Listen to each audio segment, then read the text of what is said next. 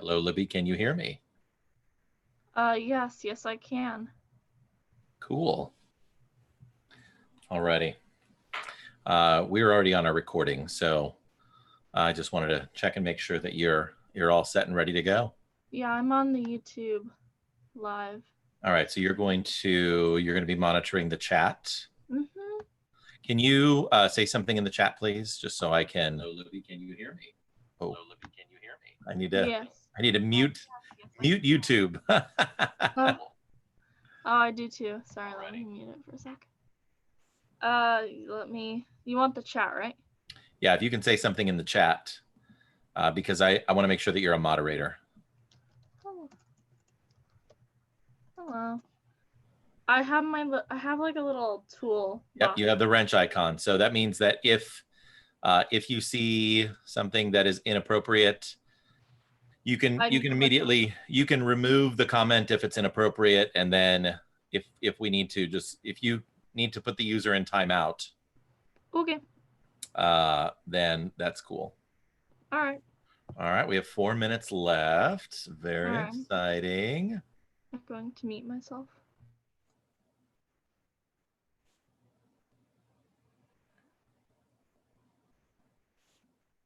Whoa.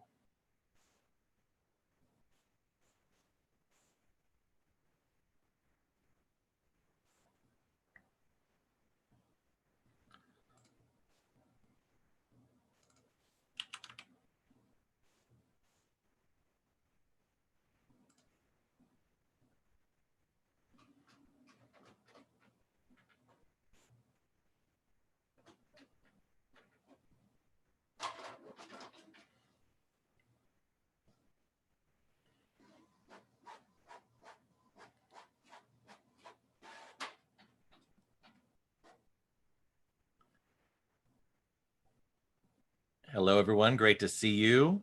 Thanks for jumping in. Yeah, if you want to go ahead and just say hello in the chat, then we'd love to have you say hello. We're going to get started promptly at 7 p.m. So, Nico, good to see you. Jeremy, Nika, Trinity, great to see you.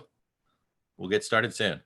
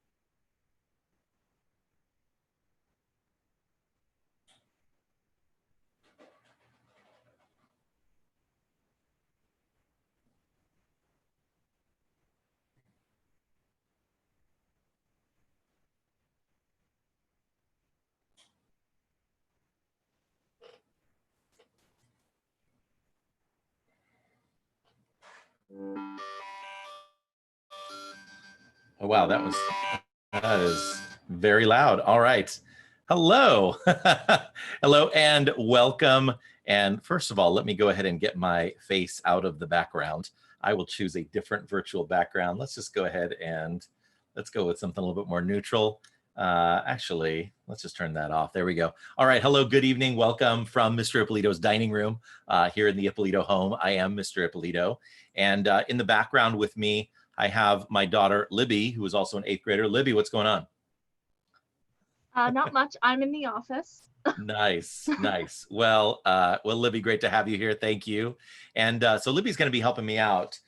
She's going to be monitoring the chat and just sort of kind of checking everything out. I did have a student. Okay, so I did have a student who emailed me and saying to chat for me, it says that I have to create a YouTube channel and I can't do that. So you don't need to create a YouTube channel. All you need to do is you just need to be logged into your Google account. So you don't need a YouTube channel. You just need a Google account. And I think that's all you need in order to be able to participate in the chat. So student who emailed me saying you need a YouTube account, I think as long as you log in with your Google account, you should be good. Okay. And Dad, we have our first question from Muhammad, I'm pretty sure. That's Abraham, yes. Yeah, sorry. Wait, is this about, he said, wait, is this about studying for the quiz or just about the quiz in general? Well, it's going to be a little bit of both. So I'm going to go ahead and that's Abraham. That's a great question. I'm going to go ahead and give tips for a couple different things. First of all, for students who just need to figure out how to study for the quiz, I'm going to be helping you out with that. And then also I'm going to, of course, answer questions related to content, right? So that's part of the reason why I'm here. So what I'd love for you to do right now, and I just want to, I'll throw this into the chat again, just in case, because I think it's worth mentioning. Welcome to our YouTube live exam review. I want to remind you to please keep your chat relevant to history class and of course keep it school appropriate. And thank you for being here. And now we went ahead and got started. So I'm going to give a quick shout out to Nico, to Jeremy, to Nika, Shrinity, Nitya, Carly, Julie, Nia, Leo, Mr. Chunky Chan, whoever you are, hello, give you a shout out. And then Abraham and Noah. So Abraham, you said it says channel, but it means account. Yeah, so I think you just need when you have a YouTube account, it's a Google account, should be the same thing. So you should be able to participate in the chat as long as you're logged in, at least with your Heart District Google account, you should be able to log in and chat just like all these other students here are chatting. All right, so before we get started, and by the way, if you have any content related questions, I have my study guide. I printed it out right here, all ready to go for you.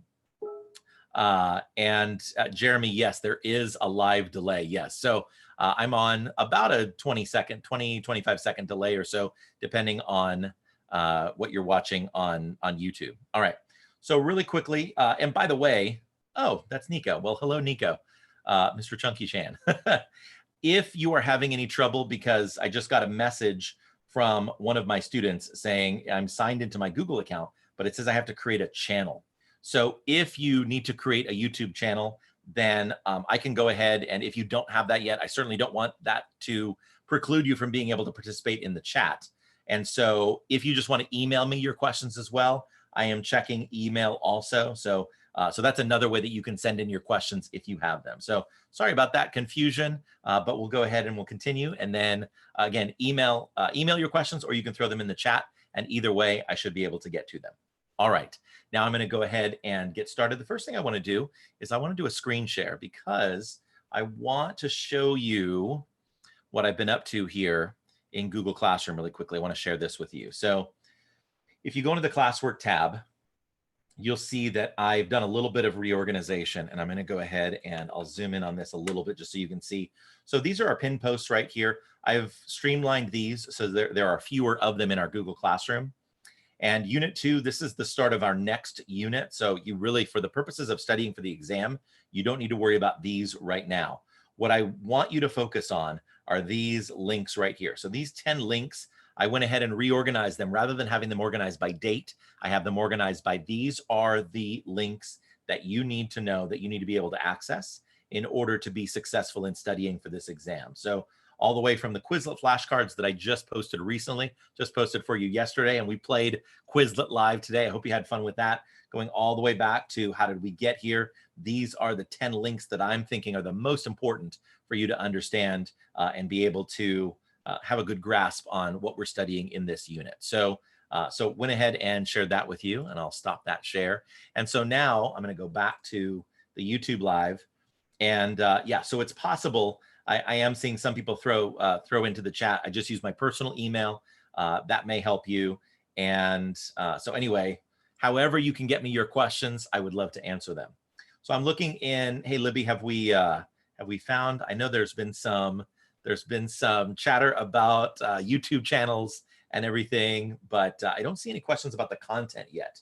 So I'm going to go ahead and I'm just going to go through one at a time, and I'm just going to start at the very top, and I'm going to move my way down. If there's something though where you're like, no, Mr. Ippolito, I need for you to answer a question about this, then please let me know, and I'm happy to jump to that particular question, that vocab term, whatever, however I can best be of service to you, because the whole point of this activity is to help you study for the exam. So I'm going to go ahead and start at the top. And this question here is, how did ancient Greece, ancient Rome, and I think probably the best thing to do is I'm just going to go back and do a screen share again so we can take a look at this. So how did ancient Greece, ancient Rome, and medieval and early modern England influence the development of American government? Explain how each of those influences impacts the United States today, and be prepared, if necessary, to examine a news story and explain how it connects to ancient Greece, ancient Rome, and or medieval and early modern England. So let me start off by explaining this. When I say medieval and early modern England, this is what I mean. When I say medieval England, I'm talking about Magna Carta. So being able to make that connection to Magna Carta and everything we learned about Magna Carta. When I talk about early modern England, I'm talking about the Glorious Revolution, the English Bill of Rights, William and Mary, everything that we learned about there. All of this information you can find in the interactive lecture that we did on the roots of American government. So if I were going to show you where to find that, because again, we only have an hour of time together. So if I were going to show you where to find that, that's going to be right here in Unit 1. And we have Roots of American Government right here. We have that Pear Deck takeaway, and then we have the Roots of American Government Part 2 right here.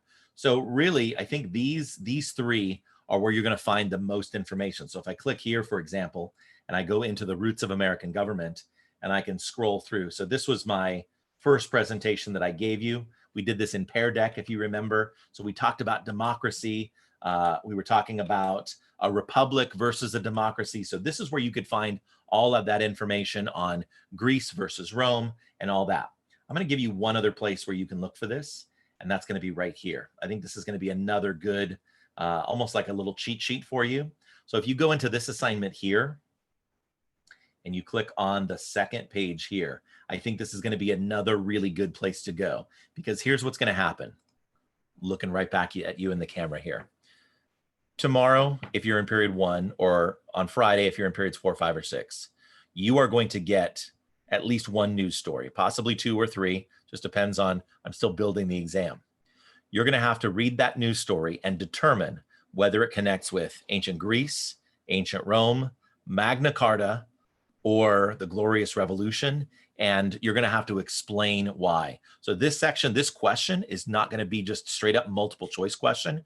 You're actually going to need to explain your answer. So that's why I think this, if you're using your resources wisely, that's why I think this right here, this slide, is going to be a very valuable resource. And again, you found that in Greek, Roman, and English influences, this assignment that you did right there.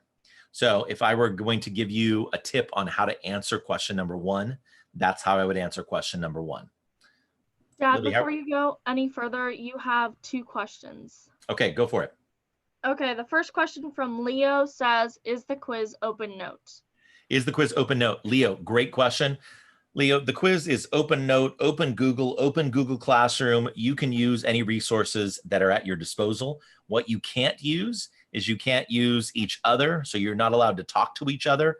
That's, I mean, honestly, you're on the honor system. However, if I do detect that your answers are very similar to someone else's answers, then that of course would be a violation of academic integrity. That would be cheating. You're not allowed to do that. However, you are perfectly welcome, and I welcome you to use Google Classroom, use your notes. It is open everything. You just can't get help from someone else, because this is what this is a test of. This is a test of, number one, do you know your stuff, right? Have you been learning over the last 5 weeks? This is also a test of, can you use the resources at your disposal to solve these problems and answer these questions? The only resource you can't use would be a parent, guardian, family member, or friend, somebody in the class, right? So that's hopefully that answered your question, Leo. I think I talked enough about that. Libby, what other question do we have? Also, you got more questions. I'll turn my video on so people can see me. Well, hello. The next question is from Julia, and she said, what do we put for the definition of the Appalachian Mountains? Okay, great question, Julia. So Julia, you need to be able to find this on a map. And so if I were going to include a map question, I think I might include 2 map questions. The one map question I'm going to include is, where do you find the Appalachian Mountains? And the easiest way for me to do that is I can just go to Google Images right here. And I just want to make sure that you know where to find them. And if I go to Appalachian Mountains, and if I just click on a map, oh no, that's not going to help me much. There we go. Let me go ahead and share this screen here. So, really can I open this image in a new tab? I sure can.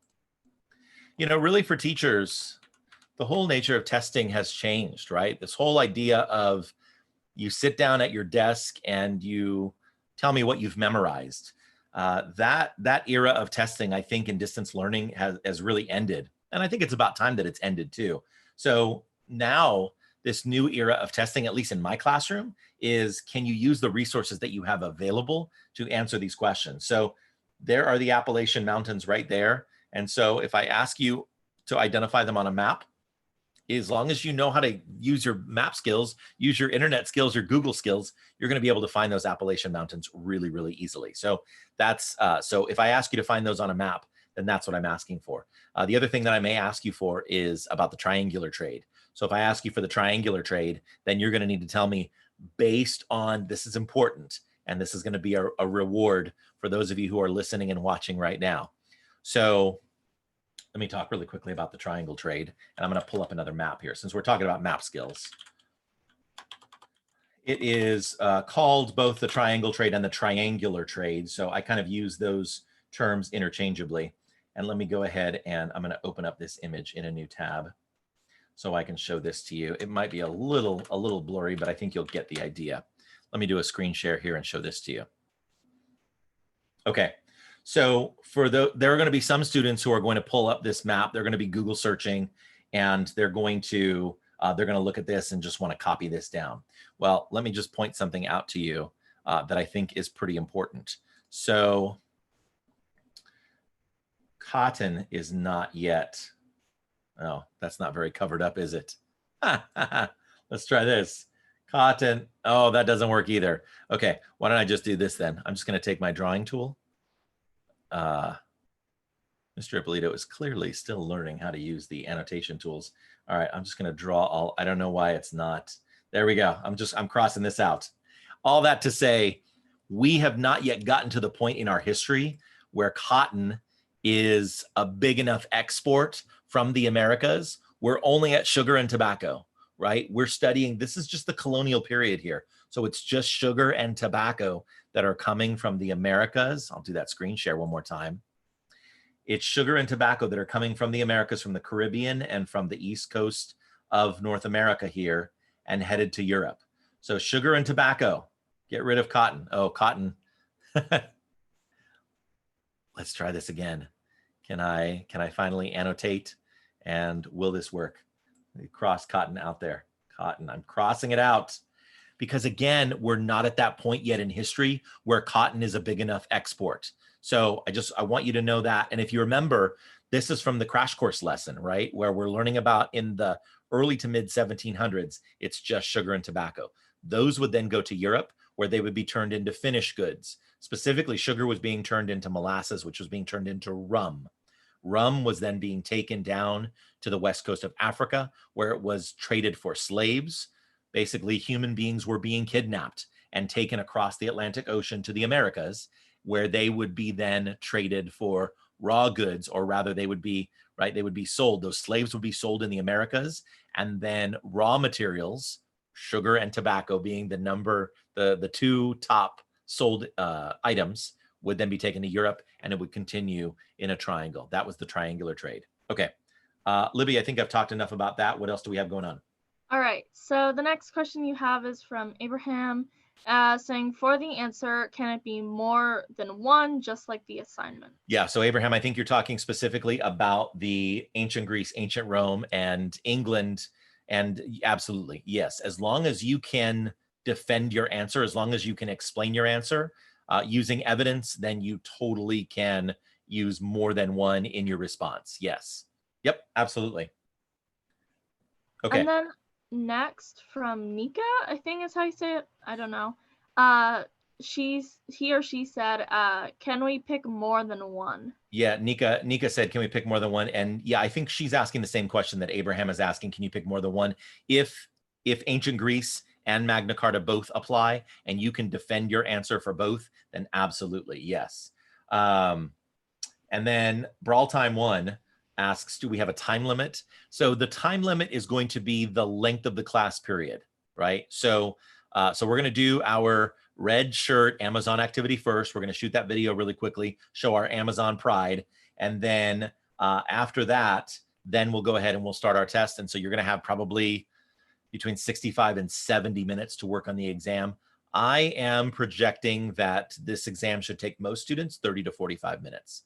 So I certainly am not projecting that it's going to take the whole period. I'm not trying to create an exam that'll take the whole period. However, for students that are trying to look up every single answer, like if you're going into this exam going, I don't know much, then it's going to take those students, it might take those students a little bit longer, right? And there are just some students who are naturally slower test takers.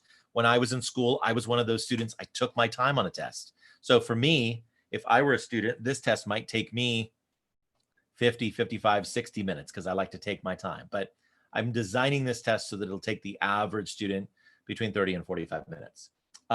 If you hit the end of the class period and you still have more to go, we do have flex time. You just have to talk to me and we'll figure out a way that we can work that out for you. Okay. Abraham asks, for the news source for the answer, can it be more than one? Oh, yes. No, I've already answered that question. You asked that before. And then Nitya asks, can you go over why the slaves were brought to America? Yes, I absolutely can, Nitya. I think you are referring to, let me go back to the study guide. Where is my study guide? Here it is right here. So I think you are focusing on question number 3, but I want to make sure that that is what you're focused on. So question number 3, how and why were slaves first brought to the Americas? So we're going to have a more extensive study of slavery. But what you need to know right now is just the very introduction. So slaves were, just to be clear, because there are still some Americans who don't understand how slavery began. Slaves were kidnapped mostly from West Africa and then taken to the Americas. Most of those slaves actually were taken to the Caribbean and to South America. So as a proportion, as a percentage of the total slave population, North America, the 13 colonies actually got a small percentage, relatively speaking. There were millions of slaves that were transported to the Americas, to South America, to the Caribbean islands, and then to North America, the 13 British colonies. But that's how they were kidnapped in West Africa. They were sold into slavery. They were taken across the Atlantic in horrible conditions. And we're going to learn more in a couple of months about just some of the horrors of the transatlantic slave trade and what life was like to be a slave. And then demonstrating your response and understanding of the triangular trade. That is exactly what I just explained when I talked about triangle trade. And by the way, if you're just joining us for our YouTube video, then that's okay. You can go ahead and you can always rewind this video, or you can watch it when we're done to catch the beginning, to catch the whole thing, that all the stuff that we talked about previously. Okay. Dad, you have a couple more questions. Yeah. So Ellie is asking, can you please share the screen one more time? Oh, Ellie, if you tell me exactly what you want me to share, then I would be happy to share that screen. So just be more specific, Ellie, and let me know. And then Julia says, what do you suggest is the best way to study for this test? Oh, well, Julia, that's a great question. So first thing I would recommend is that you make sure you fill this whole thing out and that you try to answer every single question. If you get stuck on a question, you're not quite sure, then I would go, I mentioned this at the top of the hour, I would go into Google Classroom and I would try to go through, because really the stuff that I've given you, that's the best resource, right? So if I go back and do a quick screen share again, for those of you who missed the very beginning of my talk, I went ahead and reorganized Google Classroom for you. These 10 items right here under Unit 1, these are the 10 things that you need to focus on in order to do well on this exam. So if you click on any of these, you're going to find the information. These are your notes. Like these, normally, if we were in a regular classroom setting, you might go through paper notes, right? You might go through a paper notebook to study. Because we're in distance learning, a lot of this is digital. So those 10 items that I showed you in Google Classroom under Unit 1, American Colonies, American Roots, those are the 10 items that if you click on those and you read through those, then those are like your notes that you would use for this class. Finally, Julia, I would tell you and every other student that another way you could study is you could read the textbook. You have a textbook available to you. I have not assigned any textbook reading so far, and I'm planning to not assign much at all because I'm trying to go textbook free in this class if I can. But if you were going to go over the textbook, Chapter 1, Section 1, Chapter 1, Section 3, Chapter 1, Section 4. Those are going to be those 3 reading sections if you're going to look in the textbook. But again, there's some stuff in the textbook that doesn't necessarily apply to what we've been learning, because just like in any history class, I don't know of any history teacher that teaches a textbook cover to cover. There's just some things that you skip just for the sake of time. And the same thing, like there are some things in the history textbook that I wouldn't recommend that we read. Libby, what else do you have for me? Next, Caitlin Biting asked, how many points is the exam worth and how much does it impact our grade? Okay, so Caitlin, I answered this question in a couple of classes, but a couple I didn't talk about it. So my plan is 50 points. Mr. Chunky Chan, I think that's Nico, says 50 points, and he's correct. So I'm planning on this being worth 50 points, which is more than any other single assignment that you've done. If you look at Infinite Campus right now, I want to say Infinite Campus maybe has 50, 60 points in it so far. So this is going to be worth about half of your grade in the class. I will tell you though, Caitlin, that I do offer for every exam except the exam that I give right at the end of each quarter, I offer retakes on every exam because my most important priority, my biggest priority is that you learn the material. So if you don't get it right, if you don't quite get the score that you want tomorrow, I will offer a retake for up to 80% credit. Up to 80%, that's important because if there's some student who gets like an 89% and they're like, I really want an A on the test. Well, that's my time that I offer to students for a retake. That's designed for students who scored a C or lower on the exam because I need to, they're the ones who are often like, they're really trying to bring their grade up and they can bring their grade up to a B minus. If you've gotten a B or better on the exam, then you're going to hold at the grade that you got. So just to be clear, I offer retakes for anybody who got lower than a B minus, like they just really weren't quite ready for this exam and they want to have another opportunity to do better. If you got an 86%, 84%, 92%, then you did pretty well the first time. And so you're going to keep that grade because my retake opportunities are for those students who really, really need that academic help. Okay. Next, yes. Nia and Leo both asked Nia asked what's the biggest difference between natural and individual rights, and Leo just asked the difference between natural rights and individual rights. Okay, those are both really great questions. And so this is where, again, if you are in this YouTube live right now, I would totally, if I were you, I would totally be taking notes right on here or taking digital notes because this is all good stuff. Here's the difference between natural and individual rights. Natural rights are specifically what John Locke talked about. The rights that we are born with. It comes from the Latin natura, which means to be born, right? So natural rights according to John Locke, life, liberty, and property. And the function of natural rights, the reason why he talks about natural rights is because those are the rights that we are born with that cannot be taken away.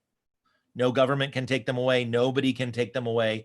And it is the government's responsibility to look after those rights, to protect those rights of ours, life, liberty, and property. Now, another thing we're going to be talking about when we get into the Declaration of Independence is an idea called the social contract, where if the government is not protecting those rights, life, liberty, and property, then the people have the right to overthrow that government. They have the right to create a new government. We're going to be talking about that more when we get into the Declaration. That's natural rights, the rights that you're born with that cannot be taken away from you. That government has to protect, according to John Locke. The other side of that, or the other part of that, is individual rights. So individual rights are broader, right? So individual rights are the rights that were discussed when we started talking about Magna Carta. I think this is a good time for me to go back into our notes here, and I'm going to do a quick screen share because I want to show you that Roots. I want to show you Roots Part 1. And I'm going to open that, and then I'm going to show you Roots Part 2. And I want to show you that as well, because there was Part 1 and Part 2. So let me show you Part 1 first. So, and when we talk about individual rights, I'm going to scroll down because I really want to talk about Magna Carta. Okay. So the limits on a monarch's power to tax. In other words, this is one of their individual rights. They have the power to keep a good portion of their money and not be taxed to death. That's an example of an individual right.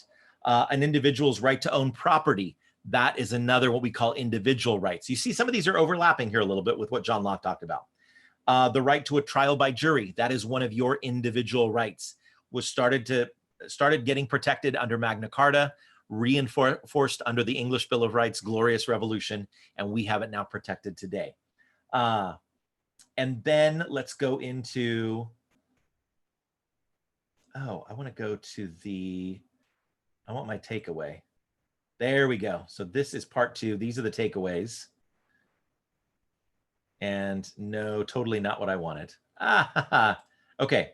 So here's what I need to do is I need to share Part 2 with you because there was a Part 1 and a Part 2. I thought that I shared that with you, and it turns out that I didn't. So let me just talk about it really quickly, and I'll talk while I'm talking. I'm going to go ahead and pull up Roots Part 2 because I think that's important to share with you. You saw this, you took notes on it, and you have the takeaways that were shared with you. So you have those in your Google Drive. But let me just go ahead and show these to you now, and then I'm going to push them out so they can be part of your package of notes. Okay, let me do another screen share here because this is important. I want to refresh your memory on this. So in Part 2, we talked about that.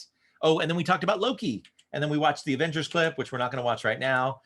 We talked about, like, are we made to be ruled, or should we have those rights for ourselves? Should we have individual rights, individual freedoms? Religious tolerance, religious freedom. That's another one of our individual freedoms. And finally, our habeas corpus rights. So that's part of individual freedoms. That's what we were talking about during this unit as well. Habeas corpus. In other words, the government cannot just throw you in jail for an indefinite period of time. If you're going to be accused of a crime, then the government today here in the United States, your habeas corpus rights say that the government has 48 hours to charge you with a crime, formally charge you with a crime, to bring you before a judge, to give you the opportunity to plead guilty or not guilty, to have an attorney present to represent you, like all of those individual rights.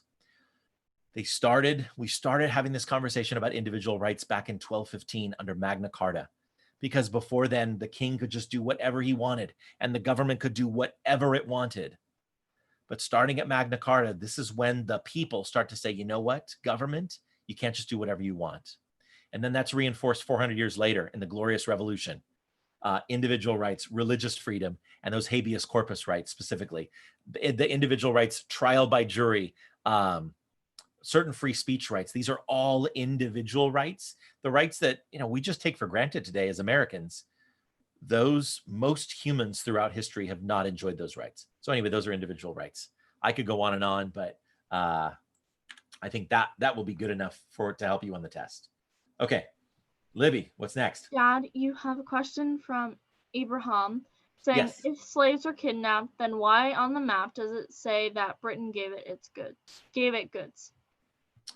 Okay, so so here's what would happen: is it was a financial a financial transaction. Basically, there were slave traders, they were slavers that were on the west coast of Africa, and they were kidnapping these slaves. They would then sell those slaves or trade those slaves for the goods from Britain. They were also selling slaves to Spain. They were also selling them to Portugal. I think to a certain extent, the Dutch as well. But Spain and Portugal were actually, I believe, the biggest purchasers of slaves in the late 1400s, the 1500s, the 1600s. England, of course, still also participating in the slave trade as well. But yeah, so it wasn't like they were giving these goods to the slaves and then taking the slaves. They were giving the goods to the slave traders, to the slave capturers, right? Who were taking the slaves' freedom away, and then they were being traded for these goods. So I hope that helps. And please feel free to throw that a question in the chat if you have further questions on that. Okay. Libby, what else? Julie asked how many questions are on the test. Oh, Julie, I'm going to give you my standard answer: more than 10 and less than 1,000. Julie, honestly, I don't know yet how many questions. I will tell you this, though. I will tell you, as a teacher, I used to, back in my older days of teaching, I would ask a lot of multiple choice questions and really no like short answer questions. I will tell you, in this exam, there will be fewer multiple choice questions and more short answer questions, maybe some map questions, those kinds of things. So just be prepared for that. I don't know exactly how many questions yet, but I'll know by later tonight or early tomorrow morning, because I'm not done writing the test yet. So I'm guessing, Julie, if I had to take a guess, I'd say somewhere between short answer and multiple choice, I would say it's probably going to be closer to like 20 or 25, somewhere around there. That's my best guess right now. So, and hello to Tyler. Okay. Ellie Cooper says, if you know the Hamilton songs really well, will it help you on the exam? Ellie Cooper, knowing the Hamilton songs is an amazing thing. And I know them very, very well, and hopefully you do too.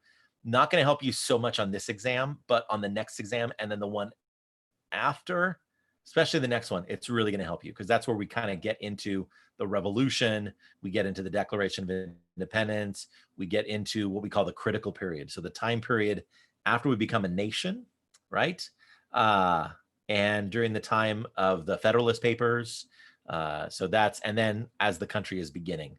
So if you know Hamilton really well, it's not going to help you so much on this exam, but it will the next one or two. Okay.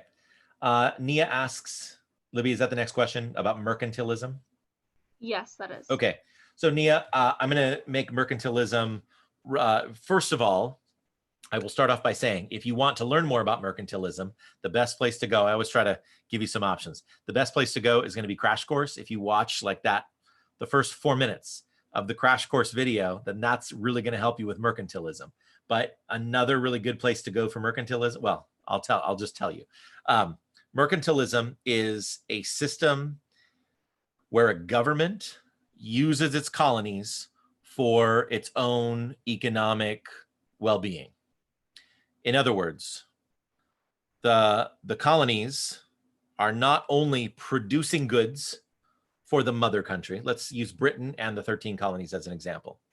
13 colonies were producing primarily those two goods we talked about, sugar and tobacco. And so they were producing sugar and tobacco, and the only country that they could sell to was Britain. And so Britain could make rules saying, America, you can only sell to us. So we are your only customer. You can't sell to anybody else. Britain could then turn around and sell those products to the Dutch, the Spanish, the French, the Portuguese, and they could make a profit off of it. But the 13 colonies could only sell to the mother country. That's mercantilism. When the colonies want to purchase goods, they can only purchase them from the mother country. So those 13 colonies could only purchase goods from Great Britain. If they wanted to get French, Portuguese, Spanish goods, if they want to get any of those, they either had to get the permission of Britain or buy them through a British retailer, right? So they could not go directly to the country and buy those goods. You couldn't buy spices from Spain. You had to get them through Britain or with Britain's permission. So mercantilism is a system where the mother country takes full advantage of the colonies as a source of raw materials and as a source of customers to buy finished goods from the mother country. So Nia, I hope that helps explain mercantilism. It's basically the mother country taking advantage of the colonies for economic gain. There you go. I was able to say it in one sentence. Nika says, what do we need to fill out on the vocab part of the study guide? Okay, let me make this very clear. I've said it, I maybe haven't said it clearly enough to all classes. So I'm just going to show you the bottom half of the study guide. This right here, you'll notice there's very little space to write in there. So here are your options. You can put little tiny definitions in there if you want, or you can just go ahead and you can leave it blank because it says, know the definitions and why each of these terms is significant in our study of American history. I don't specifically say, write these questions, write the answers down in the little tiny spaces. So you could leave the vocab blank if you wanted to. And if you've already written responses, then good for you. But yeah, that's my response. That's my answer on that. Are you going to keep the stream up so I can watch it later? Noah, as long as YouTube is around and as long as I continue to work and teach in the Heart District, this YouTube channel will be active and perhaps even after I leave the Heart District. That's my plan, Noah. Okay. And Mr. Chunky Shannon, Nia, thank you for answering that question. All right. It is 7:36 and I feel like I've answered. Libby, have I caught up on all of the questions so far? Mason B just asked a question saying, could you push out the link of the Quizlet flashcards and not the test thing we did in class? So I'm pretty sure that the link that I pushed out, and if we go here, I'll do a screen share and hopefully not try to share myself there. At the very top, Mason, I believe this, if I click here, I don't think this is the game. This is just the flashcards right here. So I'm pretty sure that, so yeah, this is not the game. Now you could, you could play a game if you wanted to. You could play a match game. Or you could play, I'll go back, you could play Gravity. But you don't have to, the live is just like, that's what we played in class. But if you click on that link, Mason, it should take you to this where you have just the regular digital flashcards, or you can play the match game or the Gravity game, or there's some other activities that you can do there as well. So yeah, so there you go with that. All right, Libby, I'm going to go ahead and what else do I want to talk about here? No other questions in the chat. So let me talk briefly about the 7 Years' War. How did it serve as the precursor for the American Revolution? Well, I'll talk about that quickly. A couple of reasons. Number one, Mason, you're welcome. Number one, the French and Indian War was a big financial drain on Britain's resources. It took a long time. The 7 Years' War lasted 9 years. It was a war that was fought not only in North America, but it was fought in Europe and in Asia as well, maybe even Africa, but definitely it was fought all in various parts of the world. And this was, like I said, a significant drain on British resources. Well, they had to spend a lot of money, a lot of blood and treasure in North America just to defend the colonies in the Americas from the French and from the Native Americans. And the number one reason why the war even broke out in North America to begin with was because the American settlers were spilling over those Appalachian Mountains. Do we have the map of the Appalachian Mountains? Do we still have that map? I'll pull that map up again so you can see it. Open image in new tab. So here are those Appalachian Mountains right here. And so the most of the population of the British 13 colonies were right here along the coast. That's where most everybody lived. Here's South Carolina, North Carolina, the Virginia coast, the Chesapeake Bay region, Maryland, Delaware, New Jersey. There's Philadelphia right in there. No, Philadelphia is right in there along the Delaware River. We've got New York City right there. We've got Connecticut, Rhode Island, Boston, Massachusetts is right there. So most, I would say probably a good 90%, 95% of the population was living along the coast at this time.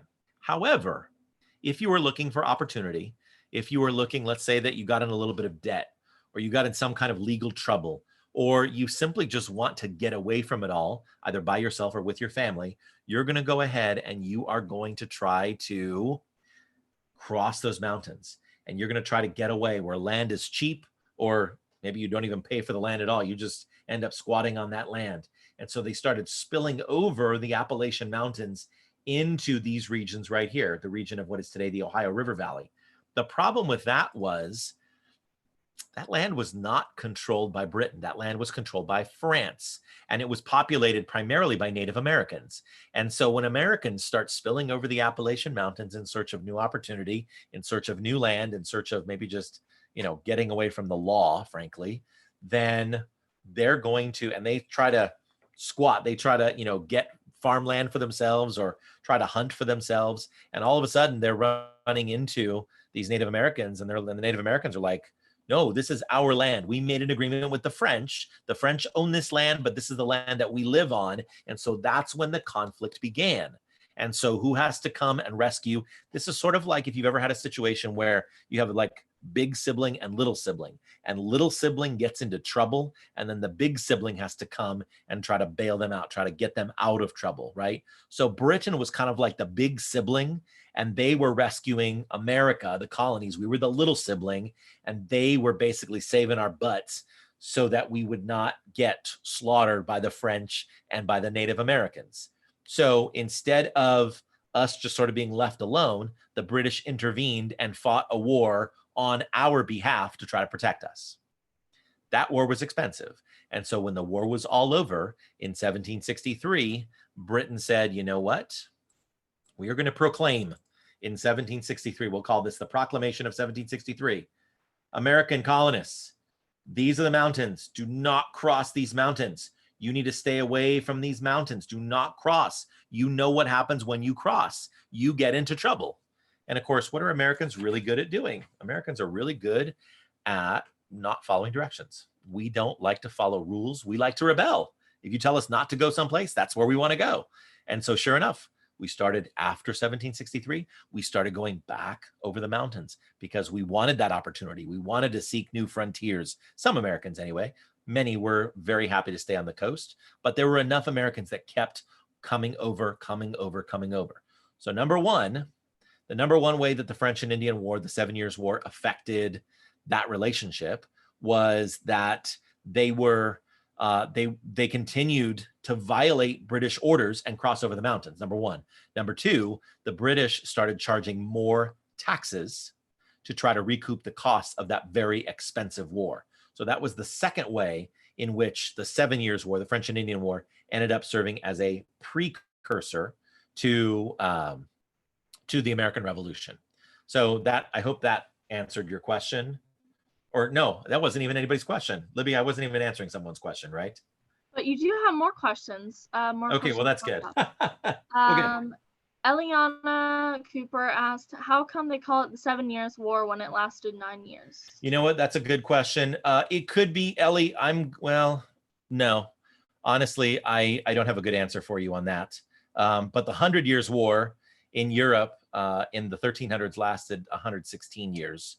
And I can't explain that either. So that's one of those, that's maybe a question you have to Google, because not even your history teacher knows the answer to that one. So, and then I think right under that, it says, Nika says, can you do number 5 on the study guide? So Nika, which of the causes of the American Revolution were the most significant in pushing the 13 colonies toward independence from Great Britain? Be prepared to defend your answer. Nika, I'm so glad you asked, because this is when we're going to go back. We're going back to Google Classroom, and I'm going to show you. Boom. Let's do a screen share again. Causes of the American Revolution. We're going to click here, and we're going to click here on this PDF. And we're going to scroll down, because if you recall, we studied all of the causes of the revolution, right? 1, 2, 3, 4, 5, 6, 7, 8, 9, 10. And then right here, this closing reflection, I said there were a lot of students asking because I said, ask Mr. Ippolito how you should respond to this. And I said to all of them, you know what? You don't need to answer anything here, but this might appear on an exam. So I am telling you now, this question here is very likely going to appear on your exam.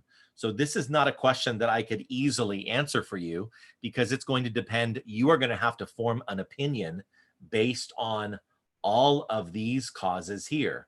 You are going to have to look at all of these sources and you tell me which of these is the most significant and why. So to answer Nika's question, Nika, I can't just tell you what the three most important causes of the American Revolution are, because they're going to be different depending on what your point of view is, depending on, you know, what you think is the most important. That's going to be totally up to you. But I would say you can limit it, and you can totally use those notes. You can limit it to just those 10 slides that I talked about. And of those 10 slides, I might ask you, what are your top three? What are your top two? You're not, you know, I don't quite know yet what I'm going to ask. I'm leaning towards 2 or 3 though. So just be prepared to defend your answer with evidence as to why you think these are the most significant causes of the revolution. In other words, they were the biggest. They were the ones that like got people the most upset. They're the ones that pushed people the closest to wanting to break away from Great Britain. Libby, what's next? Julia Harbor asks, what would you recommend we put for the French and Indian War definition? Oh, French and Indian War, also called the 7 Years' War, or the name for the 7 Years' War in North America, right? Because again, the 7 Years' War was in various parts of the world. It was the war that lasted from 1754 to 1763, and it was sort of the precursor to the American Revolution.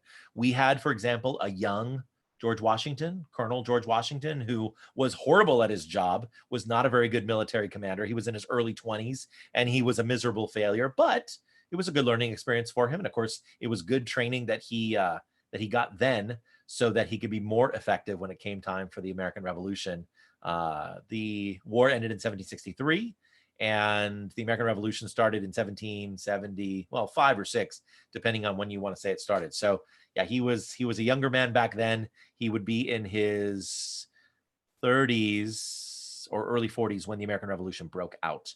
So yeah, so all that to say, French and Indian War, a war between Great Britain and her colonies, right? We were on the same side, just to be super, super clear. America and Great Britain versus the French and the Native Americans. That's super important to know too about the French and Indian War. We were on the same side as Great Britain. We were fighting side by side. George Washington was wearing a British uniform in the French and Indian War because we were all Americans and the British who lived in Britain, the soldiers who came over from Britain, we were all fighting on the same side because at the time we were all British citizens. Okay. I think I've talked enough about the French and Indian War. Libby, what's next?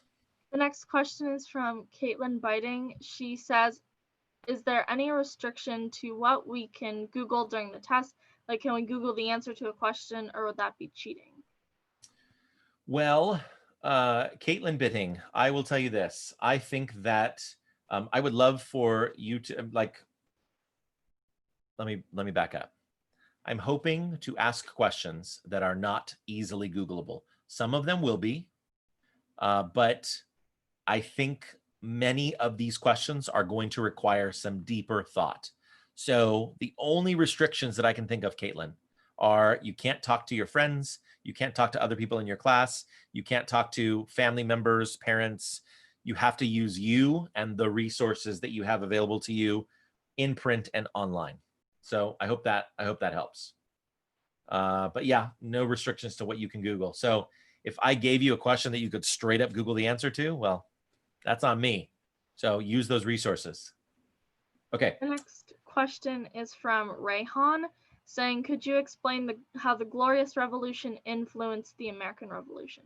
Yeah, sure. Rayhan, we touched upon this a little bit earlier, and I would refer you to these notes here, which I'm going to go back and share with you. So these notes here, this is in The Roots of American Government, Part 2. And if I go down here to the Glorious Revolution, So we're talking about a focus on individual rights, religious tolerance, and habeas corpus. So essentially what this does is, let me go back here. So Rehan, Magna Carta pushes us a little bit closer.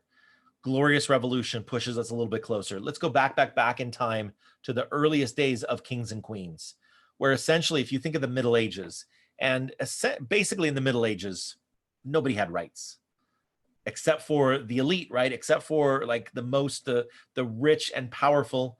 Nobody else had rights in Europe during the Middle Ages because you had that social pyramid, right? The hierarchy. You had the king at the top, and then you had the nobles, the lords right next to him, and then you had the knights, and then you had the kind of the working class or the middle class, what little middle class there was, and then you had the serfs and the peasants down here. And if you were born a serf, you're born a peasant, you're going to die a peasant. There's no what's called social mobility. There was a clergy in there as well. As we move forward, Magna Carta moves us forward because for the first time, the barons, the lords, the nobles say, hey, we have rights too. And so now after Magna Carta, the king has rights and the nobles have rights. And then after the Glorious Revolution, the king has rights, the nobles have rights, and now like regular people have rights. And so by the time we get to the Glorious Revolution was in the 1680s. And so by the time we get to not even 100 years later, the 1770s, people have been thinking for a while now, you know what? Maybe the king, maybe the nobility, maybe the wealthy and powerful aren't the only people who should be treated as humans. Maybe the rest of us, the regular, ordinary people, maybe we should be treated like people too. Maybe we should have rights. Maybe we should be able to practice whatever religion we want to practice. That's a shocker. You can't always do that. You still can't do that today in some countries. You have to, there are rules on the religion that you practice or cannot practice in some countries still today. Again, here in the United States, we're like, practice whatever religion you want to. But that wasn't always the case. So each of these events moves us closer to the American Revolution. Each of these events moves us closer to embracing freedom, embracing equality, embracing that ideal that's in the Declaration of Independence. We hold these truths to be self-evident, that all men are created equal. We could not have gotten to all men are created equal without Magna Carta. We couldn't have gotten to all men are created equal without the Glorious Revolution. Little baby steps, right? Baby steps where we give a little bit more rights, a little bit more rights, a little bit more rights to the people. Okay, I could keep talking about that all day long too. But Livy, what else do we have going on? After we were on Rayhan's question, right? Yes. Yeah, okay. If we printed out the study guide and wrote down the answers on paper, can we take a picture and put it on Google Docs? You sure can. You just can't. I mean, that wouldn't be an answer to a test question, but you can, Julie, you can take pictures of whatever, like that, whatever's going to work for you. That's fine. Oh, I think you're talking about, Julie. I think you're talking about to like turn it in. That's what I think you're talking about. I thought you were talking about to use for the test. Yeah, absolutely. Yeah. And Julie, if you want, if you wrote all the answers on paper, just literally just take a picture of the study guide and turn that in Google Classroom, right? I think that makes sense. That makes the most sense. Okay. I'm not sure who this person is talking about Poland, but it's not relevant to what we're learning about. So can you talk about the Great Awakening? Yes, I sure can, Nia. That's a great question. Was that the next one on your list, Libby? No, there was another one that said, do we need to fill in all the definitions in the study guide? Oh, okay. So Minha, just, yeah, because I mentioned this earlier, this down here, you can either put little definitions in there or you can leave it blank. So Minha, if you want, because I didn't give you any room to put stuff down. So if you want to leave that blank, you can just totally leave it blank. And all you really need to do is just answer questions 1 through 6. That's totally fine. Okay. Now now the next one I think is Nia's question. Can you talk about the Great Awakening? Yes. So Nia, this is really good. I want everybody to listen to this. Great Awakening, which by the way was the last 4 minutes of that crash course video. If you recall, and actually I think this is so important that I do want to pull this up as well. I want to go back in here and I'm going to do a little screen share just so I don't forget anything. And I'm going to go to the crash course notes. Okay, so right here, these last 4 minutes here, the last few questions. The Great Awakening was a religious era in which ideas about traditional authority came under challenge. That was true. And then 19, the Great Awakening involved people breaking away from long-standing churches and starting new denominations. Yes, that's true. Intellectual and academic, no, it was emotional. And then the undermining of authority was the part of the revolution that had roots. Yeah. Okay.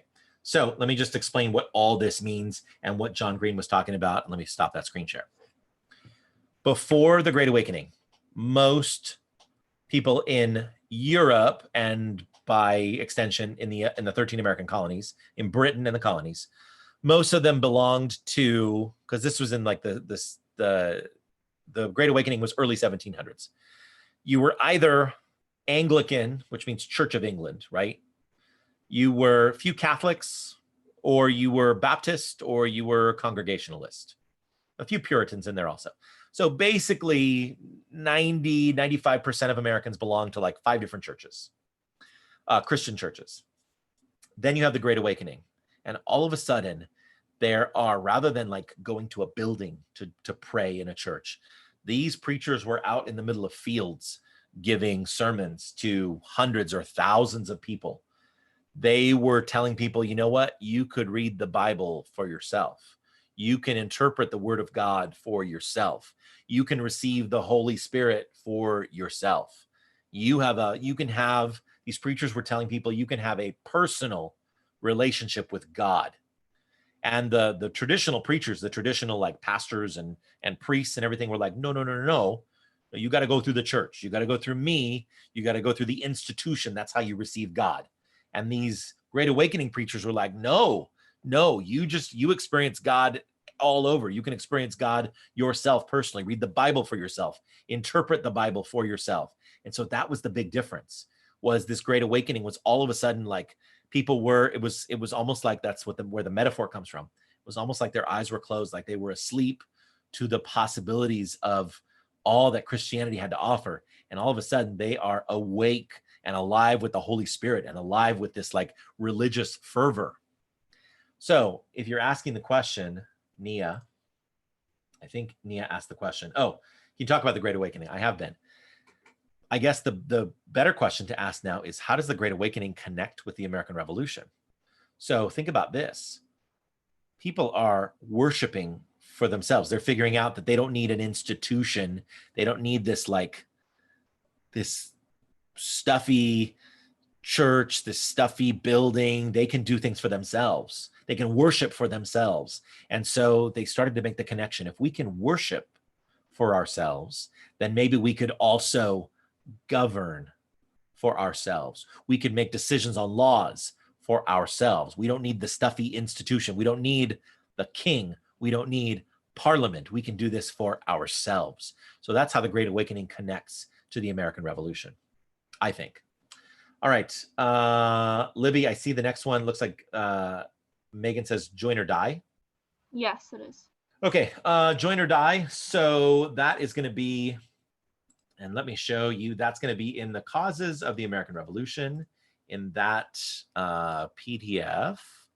And so I'm going to go back in here and we do join or die. And so these 2 questions here, what do the different segments of the snake represent? Well, hopefully you answered that they represent the different colonies, right? So you've got South Carolina, North Carolina, Virginia, Maryland, Pennsylvania. I'm just looking at the letters right here. I can zoom in a little bit more if that's helpful. Virginia, Maryland, Pennsylvania, New Jersey. Notice Delaware just kind of got aced out here. Georgia did too.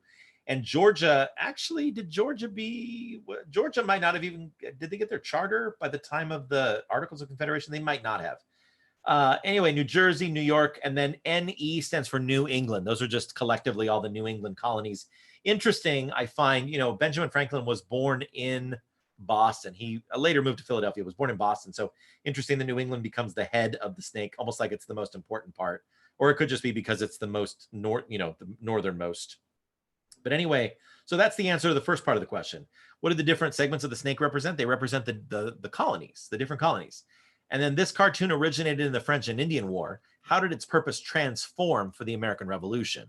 So it started off, French and Indian War, hey, we need to come together with Britain so that we can fight against the French and the Indians, right? So we all need to come together. We all need to pull together if we're going to win this war against these other guys, the French and the Native Americans.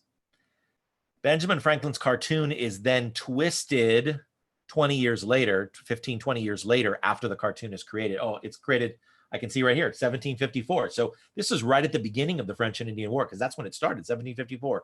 So 21 years later, when the American Revolution begins, people are like, hey, that Join or Die cartoon that Benjamin Franklin created, that is applicable today. We like that today. It's kind of similar to, I will use a couple of examples of posters or images that are originally used for one purpose, but that end up getting used for a different purpose, right? So here's one example here. This is the We Want You for US Army. This is Uncle Sam, painting by James Montgomery Flagg. This originally came from World War I, but we have seen this used over and over again and in varying iterations. We've seen this used like very different interpretations of this artwork here. The other one that I think is really popular is a woman named Rosie the Riveter.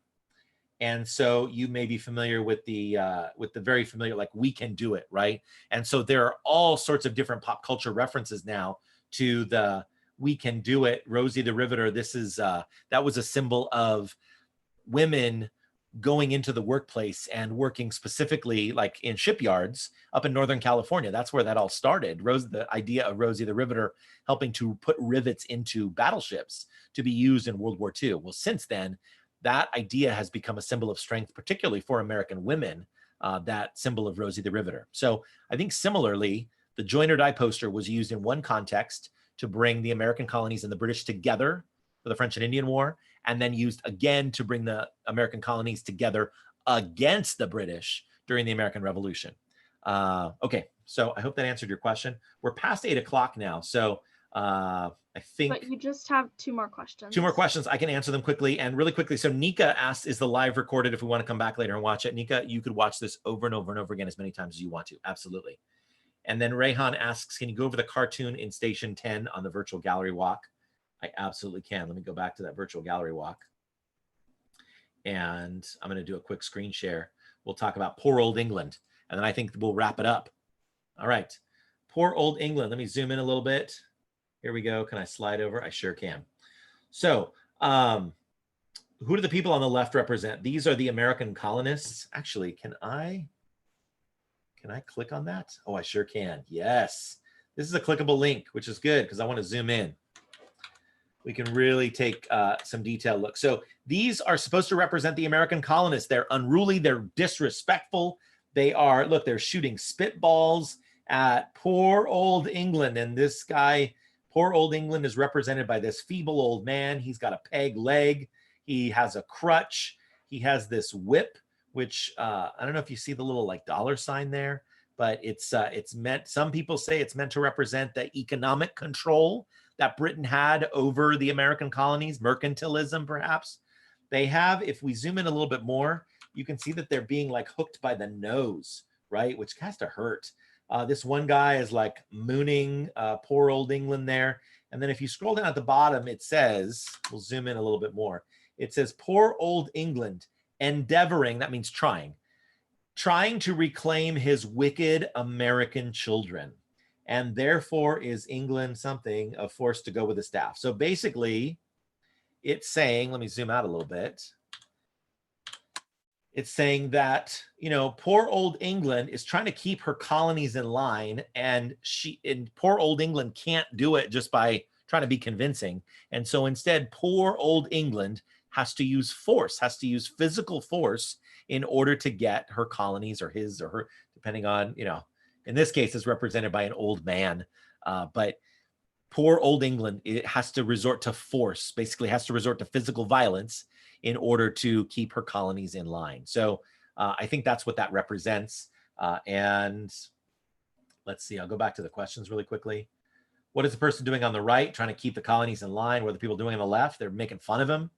Why do you think Britain is still trying to control the colonists, even though they're resisting and trying to break away? Hint, look at the whip. Why does it matter so much? Why didn't Britain just let the colonies go away? Well, let's go back to that screen share really quickly and look at that whip. Look at the whip. There's that dollar sign. Why was it so important for Britain to maintain control of the colonies? Because it was all about the money. The American colonies were worth so much money to the British economy. They were rich in natural resources. Not only were they providing resources, again, this is mercantilism, not only were they providing resources to Britain, but they were also having to purchase goods from Britain, right? So they were their top seller, and then they were their top customer as well. So that would be a really good reason why Britain would not want to let the American colonies go easily. All right, Libby. Oh, and Minha asks, was this drawn by the English or by the colonies? Well, if you think about it, it's making fun of England. And I mean, it's kind of making fun of the colonies too, but Minha, that's a really good question. I don't know if it was a British artist or if it was an American artist. That's a really good question. I cook the rice, says English, I think. I wouldn't be surprised if it was perhaps someone in England who was like, you know what, England, you should just let them go. But yeah, anyway, I think there's definitely an answer to that. I don't know what the answer is, but I definitely think it could be a British artist. All right. Well, hey, it is 8:05. Libby, turn your camera back on. I'm going to go ahead and give a big thank you to my daughter, Libby. Libby, thank you so much for helping us out. Thank you for the offer from all the way there at Dunder Mifflin headquarters, or actually Dunder Mifflin Scranton, I should say. And I want to say thank you for joining us. Again, this whole recording will be available. I'm going to go ahead and stop the live stream, and this whole recording will be available. If it doesn't render right away, give it a couple minutes, and then it'll be available. And thank you so much for your time, and good luck with the exam. If you have me for first period, good luck tomorrow. And if you have me for periods 4, 5, or 6, then good luck on Friday. It's great to see you. And just as a reminder, make sure you wear red. Team Amazon, wear red in our next class, because we're going to do that special thing that I told you we were going to do to show our team spirit. All right, folks, thanks so much. Have a good evening. Good luck on your exam. I'll see you in our next class. Bye, everyone.